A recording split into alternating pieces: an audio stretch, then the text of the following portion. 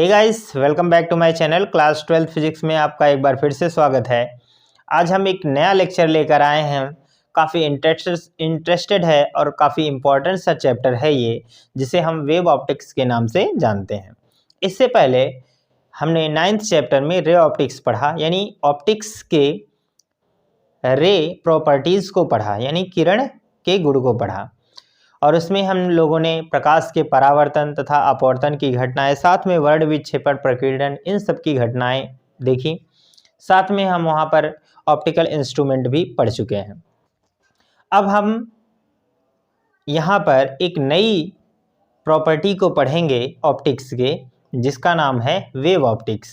तो ये एक नई प्रॉपर्टी है ऑप्टिक्स की। जैसा कि आपको पता है कि प्रकाश हमेशा सीधी रेखा में चलती है, पर इस चैप्टर में हम ये पढ़ेंगे कि प्रकाश तरंग की तरह चलती है, यानी प्रकाश दो प्रकृति का होता है। प्रकाश के पास डुअल नेचर होते हैं। आज के मॉडर्न युग में तो वेव नेचर को भी और रे नेचर को भी एक्सेप्ट कर लिया गया है। अभी ये कंप्लीटली फिक्स नहीं हुआ है कि प्रकाश वेव है या रे है, ठीक है, या कॉर्पस्कल्स की तरह ट्रीट करती है। ये बातें फिक्स नहीं हुई हैं, क्योंकि कुछ ऐसे प्रॉपर्टीज़ होती हैं जिन्हें हम कॉर्पस्कल थ्योरी के अकॉर्डिंग प्रूफ कर सकते हैं, और कुछ ऐसे प्रॉपर्टीज़ होती हैं ऑप्टिक्स के जिन्हें हम वेव नेचर से प्रूफ कर सकते हैं। इसलिए साइंटिस्टों ने ये मान लिया है कि प्रकाश डुअल नेचर का होता है।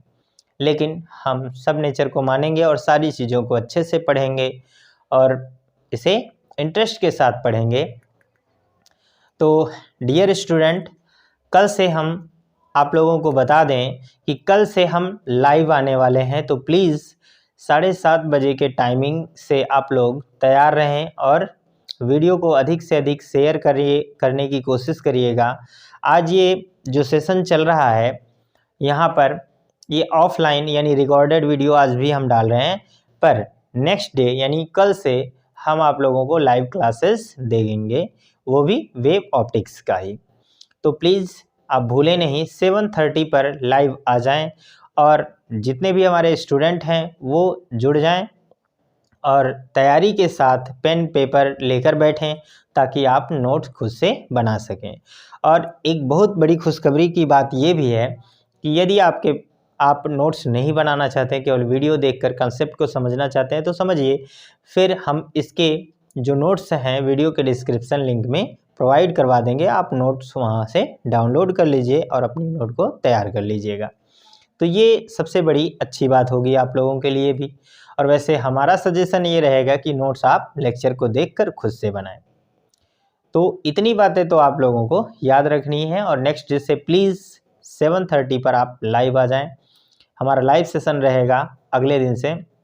आज रिकॉर्डेड आज ही से हमारा लाइव क्लासेस का सिस्टम था, पर थोड़ी सी कनेक्टिविटी की प्रॉब्लम की वजह से हम लाइव क्लास नहीं ले पाए, और साथ में हमने इसका अनाउंसमेंट भी अच्छे से नहीं किया था, इसलिए लाइव नहीं आ पाए। तो दो कारण इसके फंस गए, इसलिए हम लाइव नहीं आए, पर नेक्स्ट डे से प्रॉमिस करते हैं लाइव आएंगे और आप भी 7:30 पर तैयार रहें। तो सबसे पहले चलिए पढ़ते हैं कि वेव ऑप्टिक्स में पहला टॉपिक क्या है। पहले टॉपिक को पढ़ने से पहले इसका इंट्रोडक्शन देखेंगे। इंट्रोडक्शन में हम क्या पढ़ेंगे?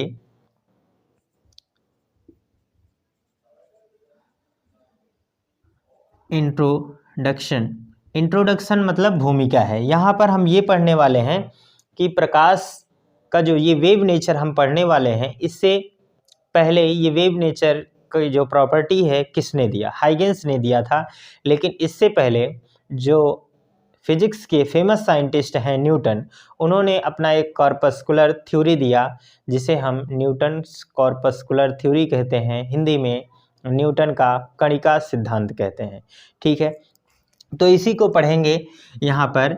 तो सबसे पहले रेनी डेकार्ते नामक साइंटिस्ट ने बताया कि प्रकाश जो होता है छोटे छोटे पार्टिकल से मिलकर बना है, जिन्हें कणिका कहते हैं। पर इन्होंने ज़्यादा इस पर काम नहीं किया, इसलिए उनको मान्यता नहीं दी गई। न्यूटन ने इस पर थोड़ा अपना एक जो ऑप्टिक्स नामक बुक है, फेमस बुक है उनकी, उसमें कणिका सिद्धांत को डिटेल में लिखा। इसलिए न्यूटन की कॉर्पस्कुलर थ्योरी फेमस हो गई और उन्हीं के नाम से ये जानी जाने लगी, उन्हीं को इसमें प्राथमिकता भी दी गई। तो चलिए शुरू करते हैं। सबसे पहला हेडिंग लगाएंगे Newton's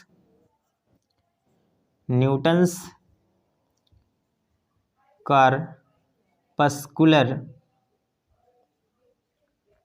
theory.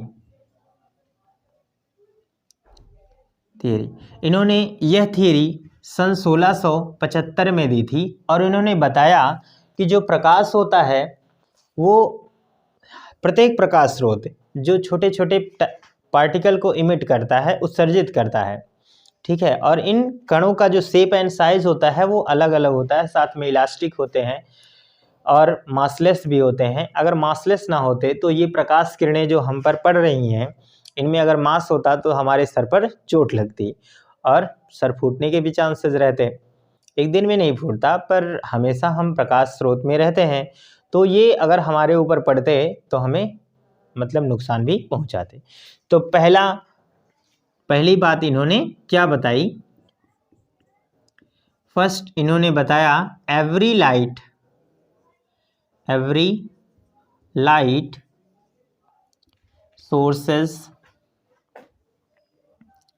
sources emits tiny या स्मॉल पार्टिकल भी लिख सकते हैं, tiny particle called corpuscles।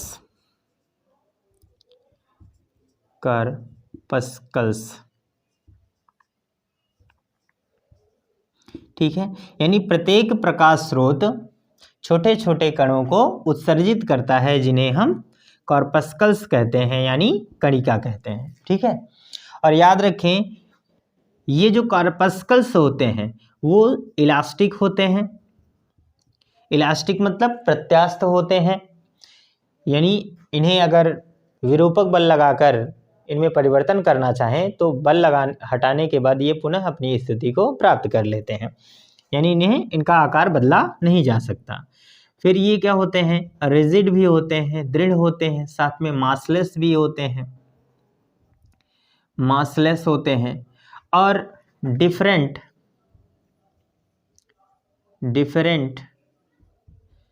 Shapes and size के भी होते हैं, डिफरेंट शेप एंड साइज के होते हैं।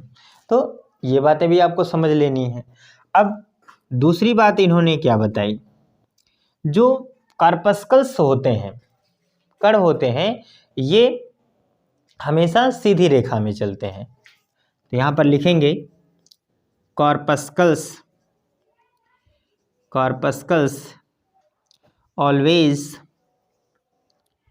always travel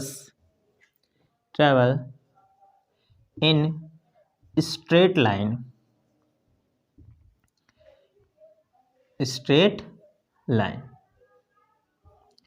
हमेशा क्या होते हैं, स्ट्रेट लाइन में चलते हैं, सीधी रेखा में चलते हैं, ठीक है। मतलब हमेशा सीधी रेखा में चलेंगे।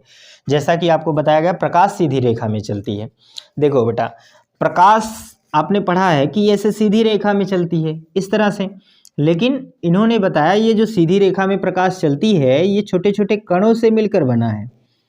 इस तरह से ये कण सीधी रेखा में चलते हैं तो हम ये मान लेते हैं कि यह एक किरण के रूप में आगे बढ़ता है, एक लाइन में जाते हैं, ठीक है। जैसे चींटियां एक लाइन में चलती हैं और आपको एक लाइन दिखती है, ठीक उसी तरीके से ये पार्टिकल भी क्या करते हैं, सीधी रेखा में चलते हैं और हमें एक लाइन मिलती है, ठीक है। तो ये उन्होंने बताया। और यहाँ पर याद रखें तीसरी बात इन्होंने बताई, कॉर्पस्कल्स जो होते हैं डिफरेंट मीडियम में डिफरेंट स्पीड से चलते हैं।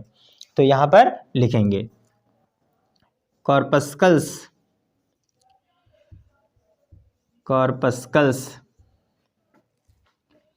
Have different speed in different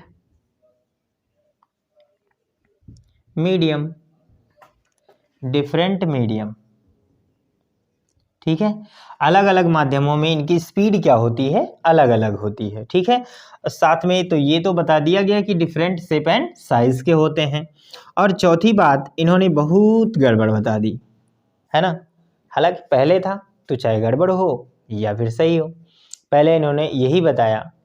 देखिए उन्होंने उस टाइम जो अपना कंसेप्ट दिया उस टाइम के लिए सत्य था, बाद में जब एक्सपेरिमेंट हुआ तो ये पता चला कि ऐसा नहीं है, ठीक है। तो बाद में ये पता चला, पर अगर इन्होंने ऐसा खोजा ना होता तो आदमी उस पर रिसर्च कैसे करता, उसे सुधारता कैसे, तो इन्हें पता नहीं चल पाता। इसलिए ये थ्योरी, कोई भी थ्योरी गलत नहीं होती है, पहले वो एक बेस होता है आगे के एक मतलब इन्वेंशन के लिए, ठीक है। पहले गलत होगा तभी इन्वेंशन से वो सही होता है, ठीक है। तो ये क्या बताया उन्होंने कि जो कार्पस्कल्स होते हैं डिफरेंट स्पीड और रखते हैं, यानी हम कह सकते हैं डेंसर मीडियम में, यहाँ पर देखिए डेंसर मीडियम में जो स्पीड होती है वो रेयर की अपेक्षा अधिक होती है। हम कहें दूसरी भाषा में वाटर क्या होता है, एयर से डेंसर होता है, डेंसर का मतलब सघन होता है। तो सघन माध्यम में प्रकाश की चाल क्या होती है, अधिक होती है, ऐसा इन्होंने बताया। जैसे वाटर में बताया कि एयर की अपेक्षा ज़्यादा होगी। आज आपको पता है कि विरल माध्यम में प्रकाश की चाल ज़्यादा होती है और सघन माध्यम में कम होती है, लेकिन ये थ्योरी न्यूटन के थ्योरी के बाद ही आई है, लेकिन इससे पहले उन्होंने यही बताया है। क्यों बताया, रीज़न क्या था, ये बात अभी हम समझेंगे, ठीक है। जैसे इन्होंने ये बताया कि जैसे जब प्रकाश एक मीडियम से दूसरे मीडियम में ट्रैवल करती है, जैसे ये आपका क्या है, रेयर मीडियम है और यहाँ पर क्या है, डेंसर मीडियम है। जैसा कि आप प्रकाश का अपवर्तन समझते हैं कि जब प्रकाश एक माध्यम से दूसरे माध्यम में प्रवेश करती है तो यहाँ पर कणिका सिद्धांत है, तो यानी ये कणों के रूप में प्रकाश किरण ऐसे चल रही है, इससे जब टकराई तो यहाँ पर डेंसर मीडियम है, यानी यहाँ पर पार्टिकल की जो संख्या है वो अधिक है, ठीक है। और ये ज़्यादा भी होता है, इसलिए क्यों ज़्यादा होता है, क्योंकि डेंसर मीडियम में पार्टिकल नज़दीक होते हैं, तो ये क्या करते हैं, इन पार्टिकल को अट्रैक्ट करते हैं बहुत तेज़ी से, क्योंकि यहाँ पर पार्टिकल ज़्यादा हैं इसलिए फोर्स अधिक लगाते हैं। तो यहाँ पर जो नेट फोर्स होता है वो इस मीडियम की अपेक्षा अधिक हो जाता है, इसलिए ये पार्टिकल को होते हैं तेज़ी से अट्रैक्ट होते हैं, तो इस डेंसर मीडियम में स्पीड क्या होती है, बढ़ जाती है, ऐसा न्यूटन ने बताया। तो देखेंगे और उसके बाद साथ में यहाँ पर पांचवा रूल इन्होंने ये बताया कि डिफरेंट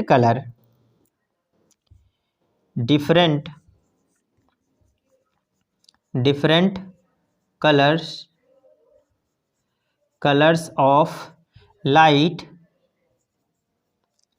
हैव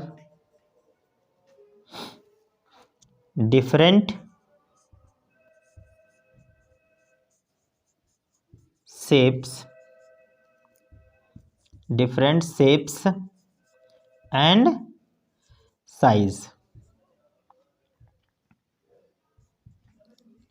ठीक है। मतलब अलग अलग कलर, जैसे प्रकाश में आप जानते हैं 7 रंग होते हैं, तो उन 7 रंगों में जो अलग अलग पार्टिकल हैं, 7 रंगों के अलग अलग रंगों का जो शेप एंड साइज होगा वो अलग अलग होगा। जैसे हम कहें कि एक रॉड होता है या बल्ब हम बता दें, जैसे ये ट्यूबलाइट्स है, ट्यूबलाइट्स से जब प्रकाश किरणें निकल रही हैं तो ये किरण नहीं निकल रही है बल्कि क्या हो रहे हैं, पार्टिकल निकल रहे हैं, और ये पार्टिकल का जो शेप एंड साइज होता है वो बिल्कुल अलग अलग होता है, ठीक है। और साथ में अलग अलग कलर के अलग अलग शेप होंगे, ठीक है। जैसे हम जानते हैं प्रकाश में 7 रंग हैं, विबग्योर आप लोगों ने पढ़ा है, विबग्योर। तो यहाँ पर वायलेट का शेप अलग अलग होगा, इंडिगो का अलग, ब्लू का अलग, ग्रीन का अलग, येलो का अलग, ऑरेंज का अलग, और रेड के प्रकाश के कणों का जो आकार होगा वो अलग अलग होगा, ऐसा इन्होंने बताया।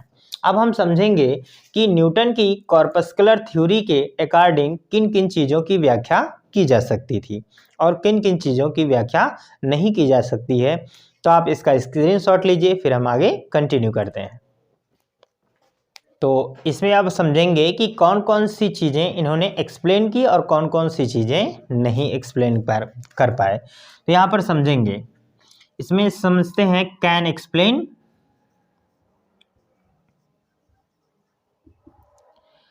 और can not explain.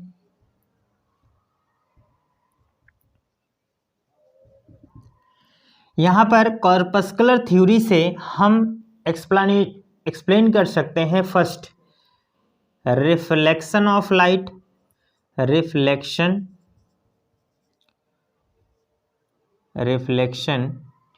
ION, reflection of light यानी प्रकाश के परावर्तन की व्याख्या हो सकती है। जैसे ये हमारा क्या होता है, दर्पण है, तो दर्पण पर जब प्रकाश किरणें आपतित होती हैं, किरणें नहीं बल्कि ऐसे पार्टिकल आपतित होता है, तो इससे टकराकर वो उसी माध्यम में क्या होता है, इस तरह से लौट जाता है। इसे हम क्या कहते हैं, प्रकाश का परावर्तन।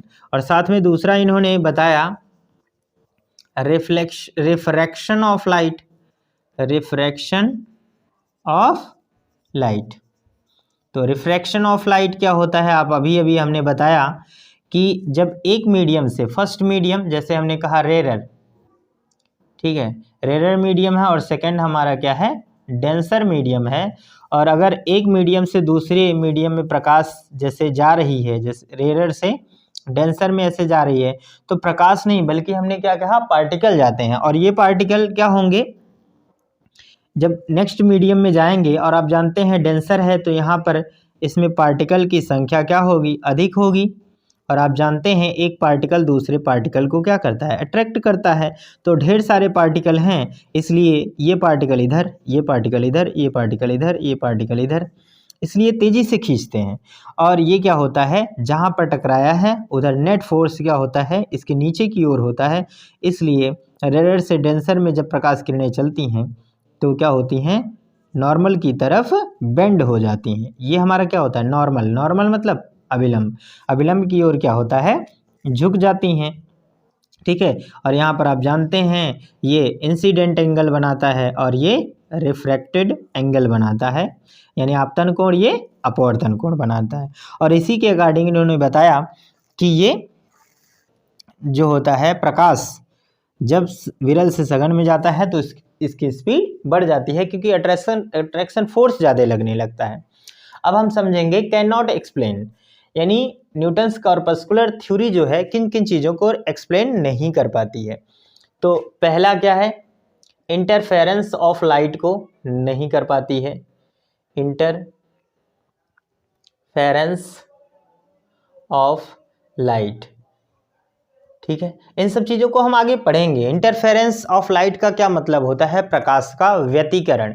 व्यतिकरण एक प्रकाश की घटना है और उसे हम इसी चैप्टर में आगे के टॉपिक्स में समझेंगे। बहुत ही इम्पॉर्टेंट है और एग्जाम पॉइंट ऑफ व्यू से इम्पॉर्टेंट है, तो इसे ज़रूर समझिएगा।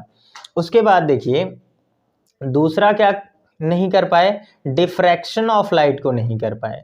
डिफ्रैक्शन, ध्यान देंगे, डिफ्रैक्शन, डिफ्रैक्शन का क्या मतलब होता है, ये व्यतिकरण है और ये विवर्तन होता है। डिफ्रैक्शन ऑफ लाइट, प्रकाश का क्या होता है, व्यतिकरण। और साथ में तीसरा जो होगा पोलराइजेशन, पोलराइजेशन, पोलराइजेशन का क्या मतलब होता है, ध्रुवण, क्या होता है, ध्रुवण। प्रकाश के ध्रुवण की घटना को ये एक्सप्लेन नहीं कर पाए। किसके अनुसार, कॉर्पस्कुलर थ्योरी के अनुसार ऐसा नहीं हो सकता है। इसे हम वेव नेचर यानी वेव थ्योरी के अनुसार ही कर सकते हैं। यानी प्रकाश में जब वेव नेचर हम पढ़ेंगे तो उसी के अकॉर्डिंग इन तीनों चीज़ों को एक्सप्लेन किया जा सकता है। तो अब हम समझेंगे कि प्रकाश का वेव नेचर क्या है।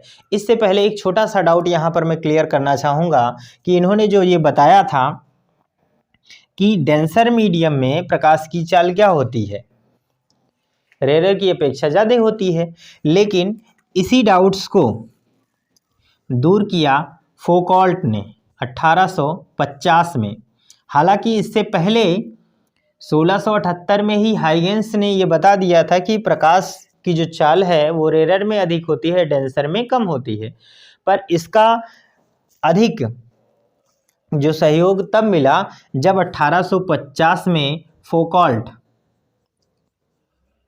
नामक साइंटिस्ट ने ये बताया अपने एक्सपेरिमेंटली ये प्रूफ किया, क्या किया, प्रूव किया कि रेयर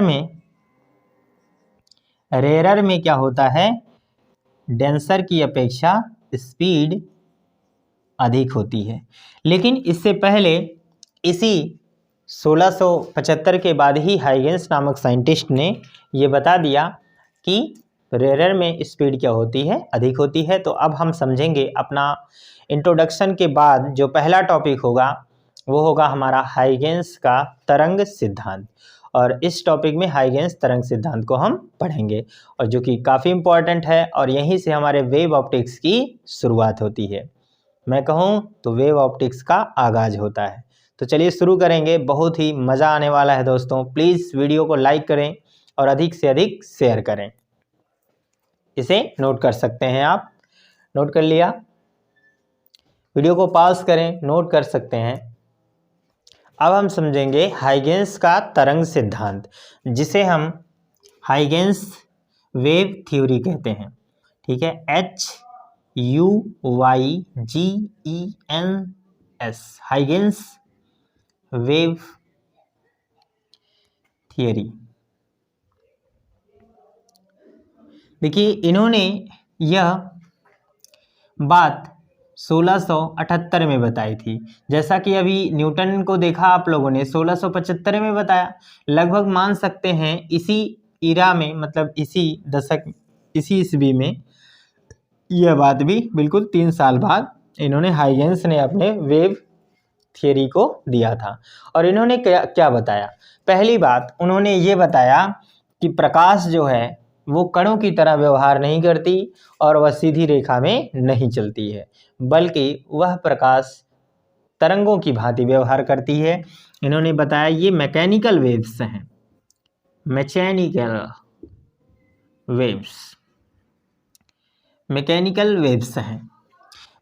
वेव्स होती क्या हैं आप जानते हैं। जो मैकेनिकल वेव का मतलब होता है यांत्रिक तरंगे, और यांत्रिक तरंगे 2 तरह की होती हैं।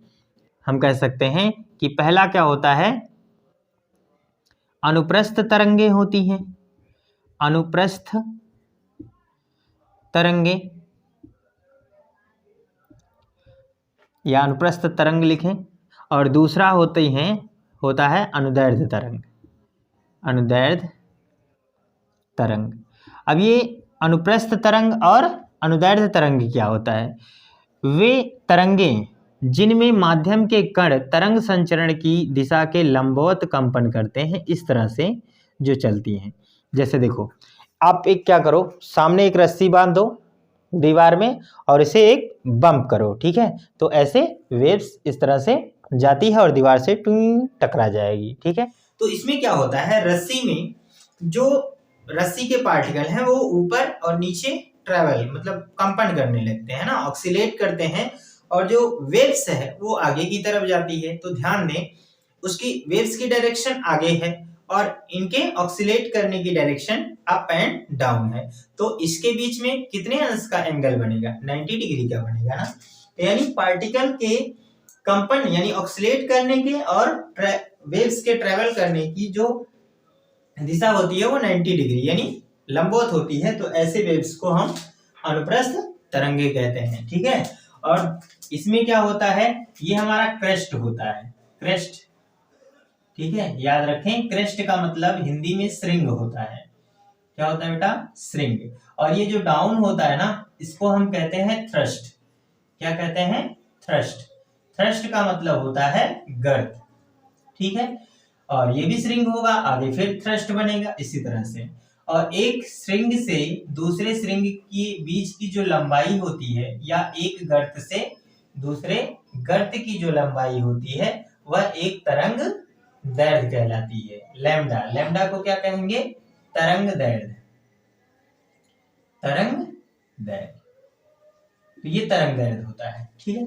और अनुदैर्ध्य तरंगे क्या होती हैं? जिनमें मीडियम के जो पार्टिकल होते हैं वो वेव के ट्रेवल करने की ही डायरेक्शन में होते हैं।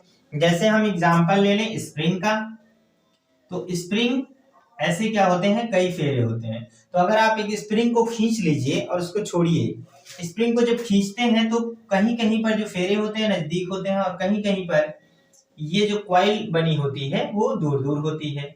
फिर कहीं कहीं पर क्या क्या होता है? पास पास। जहां पर पास पास होंगे उन्हें हम संपीड़न की स्थिति कहते हैं। क्या कहते हैं? संपीड़न। और जहां दूर दूर होते हैं वहां पर विरलन होता है, विरलन, ठीक है। तो अब यहाँ पर बात ये हो जाएगी, एक संपीड़न से दूसरे संपीड़न या एक विरलन से दूसरे विरलन के बीच की जो लंबाई होगी वो हमारी लैम्डा हो जाएगी।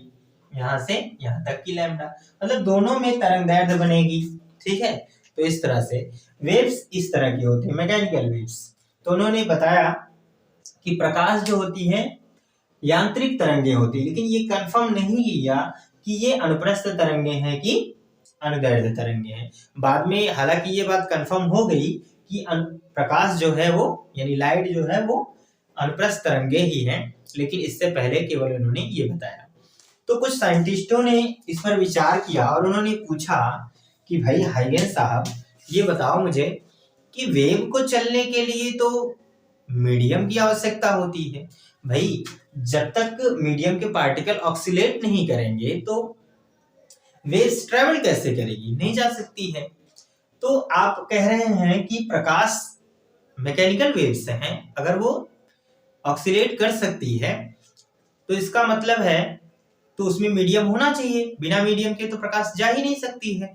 लेकिन हम तो ये मानते हैं कि प्रकाश सूर्य से जब आ रही है तो बीच में क्या होता है? वैक्यूम होता है, निर्वात होता है, तो वहां से कैसे हम तक ट्रेवल कर जाती है, ये हमें बताओ। अब बेचारे हाइगेंस फंस गए। उन्होंने क्या किया? कुछ दिनों तक सोचा और उन्होंने एक काल्पनिक माध्यम की कल्पना की और उन्होंने कहा इस पूरे ब्रह्मांड में एक ईथर मीडियम है। क्या है? Ether medium. इन्होंने क्या बताया? एक ईथर मीडियम है जो पूरे ब्रह्मांड में फैला हुआ है, ठीक है। और इस मीडियम में जो पार्टिकल होते हैं वो इलास्टिक होते हैं और मासलेस होते हैं, उनमें मास नहीं होती है, मतलब द्रव्यमान रहित होते हैं, इलास्टिक होते हैं। और साथ में इन्होंने बताया कि इनकी जो डेंसिटी होती है, इनकी इस मीडियम ईथर मीडियम की जो डेंसिटी होती है यानी घनत्व होता है, डेंसिटी कम होती है, कम होती है, ऐसा हम कह सकते हैं। डेंसिटी भी कम होती है और लेकिन पार्टिकल होते हैं, ठीक है। अब जहां पर वैक्यूम है, उन्होंने ये बता दिया कि वैक्यूम दुनिया में कहीं है ही नहीं। जहां पर वैक्यूम है वहां पर भी एक ईथर मीडियम है और जहां पर छोटे छोटे पार्टिकल हैं जो कि मासलेस हैं, इलास्टिक हैं और साथ में उनकी डेंसिटी कम है, इसलिए प्रकाश वहां से भी ट्रेवल कर जाती है। ये भाई हाइगेंस साहब ने बताया। अब इस बात को ज्यादा मान्यता नहीं दी गई, क्यों? क्योंकि उस समय न्यूटन का वर्चस्व बहुत अधिक था, इसलिए इनकी इस सिद्धांत को ज्यादा माना नहीं गया।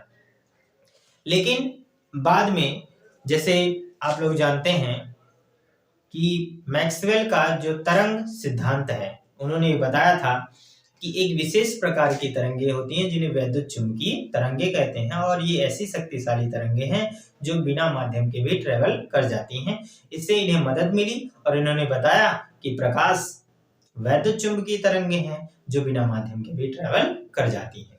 ये बाद में इन्होंने बताया, लेकिन इस टाइम इन्हें इस बात से मान्यता नहीं मिली थी, ठीक है। तो अब लेकिन हाइगेंस का जो सिद्धांत है वो यही है, ठीक है। इसे आपको समझना पड़ेगा कि हाइगेंस ने सन 1678 में यही बताया था। तो सिद्धांत तो भाई जो बताया था टाइम के हिसाब से आपको लिखना ही पड़ेगा, तो ये बात आपको याद रखना है कि जो उन्होंने बताया था, ठीक है, याद रखेंगे। ऐसा नहीं है कि ये बात गलत है तो हमें इस सिद्धांत से इसे हटा देना, नहीं, सिद्धांत जो है उसे आपको लिखना ही पड़ेगा। और देखिए तीसरी बात इन्होंने क्या बताई, तीसरी बात इन्होंने ये बताया कि जो प्रकाश का जो वेग है वो बहुत अधिक है। लाइट, यहां लिखें लाइट वेलोसिटी, ऐसे लिख लें हिंदी में, प्रकाश का वेग अधिक है परंतु नियत है। मतलब बहुत तेजी से प्रकाश चलता है लेकिन निश्चित चाल से चलता है। जैसे आप जानते हैं प्रकाश का वेग 3 × 10⁸ मीटर पर सेकंड होता है, ये आप जानते हैं। तो प्रकाश का वेग अधिक होता है लेकिन नियत होता है, ये इन्होंने बताया। अब देखिए चौथी बात, इन्होंने ये तो बता दिया। देखिए पहले इन्होंने कहा कि प्रकाश क्या है, प्रकाश तरंगे अनुदैर्ध्य तरंगे हैं, अनुदैर्ध्य तरंगे हैं। लेकिन फ्रेनेल ने ध्रुवण पोलराइजेशन जिसे कहते हैं, ध्रुवण की घटना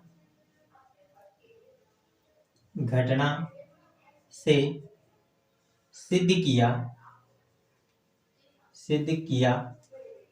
कि प्रकाश तरंग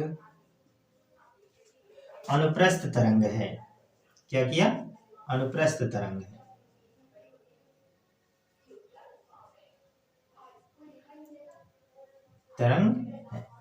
तो इस तरह से इन्होंने अपने तरंग सिद्धांत को दिया और इसमें से कुछ बातें फ्लॉप थी और कुछ बातें सही थी।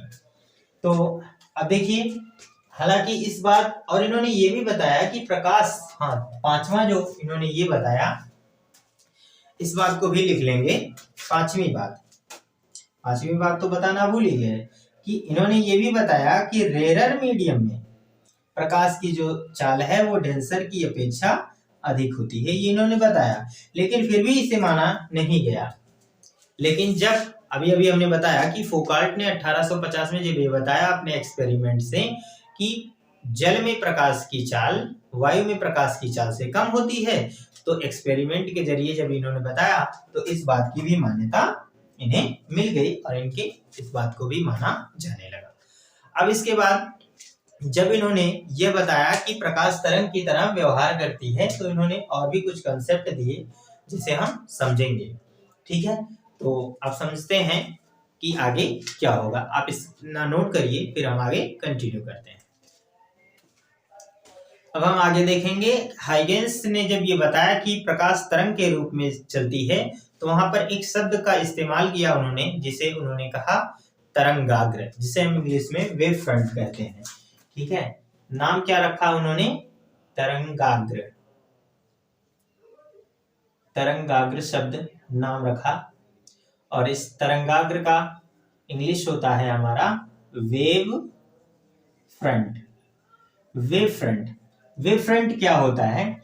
उन्होंने कहा कि जब किसी प्रकाश स्रोत से तरंगे निकलती हैं तो उस प्रकाशिक माध्यम में खींचा गया वह काल्पनिक पृष्ठ जिसमें उपस्थित सभी कण कंपन की समान कला में होते हैं, वेव फ्रंट कहलाता है। ठीक है, तो यहां पर लिखेंगे किसी माध्यम में खींचा गया वह काल्पनिक पृष्ठ जिस पर उपस्थित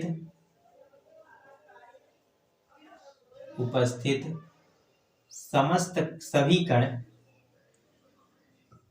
कंपन की समान कला में हों तरंगाग्र कहलाता है। या हम कहें कला में हो उस पृष्ठ को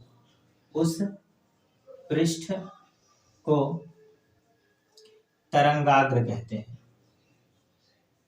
उस पृष्ठ को तरंगाग्र कहते हैं। अब आप समझिए कि ये कैसे होता है। देखो, सबसे पहले यहाँ एक शब्द आया है कला। कला क्या होती है? देखिए, जब वेव चलती है इस तरह से, सपोज ये ट्रेवल कर रही है, तो कला शब्द जो इस्तेमाल किया गया है, कला क्या होती है इस बात को हम समझेंगे। ठीक है, कला किसी क्षण किसी कण की स्थिति तथा दिशा बताने वाले कारक को कला कहते हैं। यहां पर हम ये लिख लेंगे, कण की स्थिति तथा दिशा को बताता है क्या? कला। जैसे यहां पर पार्टिकल जब इसमें मूव कर रहा है, मतलब ऑक्सीलेट कर रहा है, तो जैसे जब ये ऊपर की तरफ जाता है तो ये यहाँ पर पहुंचा, तो ये सबसे क्रेस्ट पर है और साथ में इसकी दिशा ऊपर की ओर है। और जब ये डाउन होता है तो नीचे की ओर दिशा रहती है और इसकी स्थिति नीचे होती है। तो स्थिति और दिशा बताने वाले जो कारक होते हैं उन्हीं को हम क्या कहते हैं? कला कहते हैं। ठीक है, तो ये कला शब्द समझ जाएंगे। अब आप ये समझिए कि वेव फ्रंट बनेगा कैसे। जैसे हम कहते हैं कि एक बल्ब है, एक प्रकाशिक स्रोत है यहाँ पर, यह सपोज ये बल्ब है। अब यहाँ से प्रकाश किरणें चारों तरफ क्या हो रही है? निकल रही हैं। प्रकाश किरणें ना कहके हम कहें कि प्रकाश तरंगे चारों ओर निकल रही हैं। तो जिस तरह से, जैसे शांत जल में आप क्या करिए, एक पत्थर शांत जल में फेंक दीजिए, तो आप समझते हैं कि इस तरह से ऐसे ऐसे चारों तरफ वेव्स बनने लगती हैं, है ना। तो ये जो एक पृष्ठ होता है, कहीं कहीं पर उभरा होता है, फिर कहीं कहीं डाउन होता है, फिर उभरा, फिर डाउन, फिर उभरा, फिर डाउन। तो ये उभार वाला जो पृष्ठ होता है वो समान रूप से होता है। फिर गहराई जो डाउन रहता है वो भी समान रहता है। फिर ऊपर होता है यानी उभरा हुआ भाग, वो भी समान रूप से एक उभरा रहता है, वो पृष्ठ बनता है, एक समान दिखता है ना। तो उस समय जो कण होते हैं वो कंपन की समान कला में होते हैं। तो यह एक उभार, या फिर हम कहें कि एक जो डाउन वाला होता है थ्रस्ट, वह, या फिर हम कहें उभार, इसी को हम क्या कहते हैं? एक वेव फ्रंट कहेंगे। यह क्या कहलाएगा? एक हमारा वेव फ्रंट कहलाएगा। ये तो हमने जल में देखा ना, ये विजुअल एग्जांपल है, हमको दिखाई देता है। लेकिन प्रकाश से जब यहां से ऐसे निकलती हैं तरंगे इस रूप में, ठीक है, तो किसी एक पृष्ठ के, जैसे ये चारों ओर होगा, हालांकि हम पूरा नहीं बना रहे हैं, लेकिन फिर भी यहाँ पर जो ये वेव्स बनी है, यहाँ पर बहुत से कण इस पृष्ठ पर होंगे और इस पृष्ठ के सभी कण अगर कंपन की समान कला में हों तो इस पृष्ठ को ही हम क्या नाम देंगे? एक वेव फ्रंट नाम देंगे। क्या नाम देंगे? वेव फ्रंट नाम देंगे। ठीक है, अब हम समझते हैं तरंगाग्र के प्रकार। तरंगाग्र के प्रकार, तो प्रकार क्या कैसे कैसे होता है? नंबर एक होता है हमारा गोलीय तरंगाग्र। गोलीय तरंगाग्र। अब गोलीय तरंगाग्र क्या होता है? जब हमारा प्रकाशिक स्रोत बिंदुवत हो, जैसे यह बिंदुवत प्रकाशिक स्रोत है, तो यहां से ऐसे गोलीय तरंगाग्र निकलेंगे। यहां पर लिख सकते हैं कि जब प्रकाश स्रोत बिंदु रूप में हो, क्या हो? बिंदु रूप में हो। जब बिंदु रूप में होगा, अर्थात जैसे यहाँ पर ऐसे बिंदु रूप में है, तो तरंगाग्र ऐसे चारों ओर निकलेगा, और यहाँ पर चारों ओर निकलेगा, और इससे समान दूरी पर जो कण होंगे वो कंपन की समान कला में होंगे, तो ये ऐसा गोलीय तरंगाग्र बनेगा। ठीक है, चारों ओर। अब आप ये तो समझ गए होंगे, आप चाहें तो इसे मिटा सकते हैं, ठीक है, और नहीं तो वीडियो को पॉज करें और इसे आप स्क्रीनशॉट ले सकते हैं। तो इसे हटा दे रहे हैं। अब इसके बाद हमारा दूसरा आएगा बेलनाकार तरंगाग्र। बेलनाकार तरंगाग्र। ठीक है, तो बेलनाकार तरंगाग्र क्या होता है? जब प्रकाश स्रोत क्षण या रेखा के रूप में हो। ठीक है, मतलब जैसे शादी विवाह या किसी फंक्शन में जानते हैं आप, रॉड यानी ट्यूबलाइट्स लगी होती हैं इस तरह से। ठीक है, तो इसके चारों ओर क्या बनेगा, इस तरह से बेलनाकार तरंगाग्र बनेगा, है ना, चारों ओर। और उसके बाद हम समझते हैं तीसरा अपना समतल तरंगाग्र।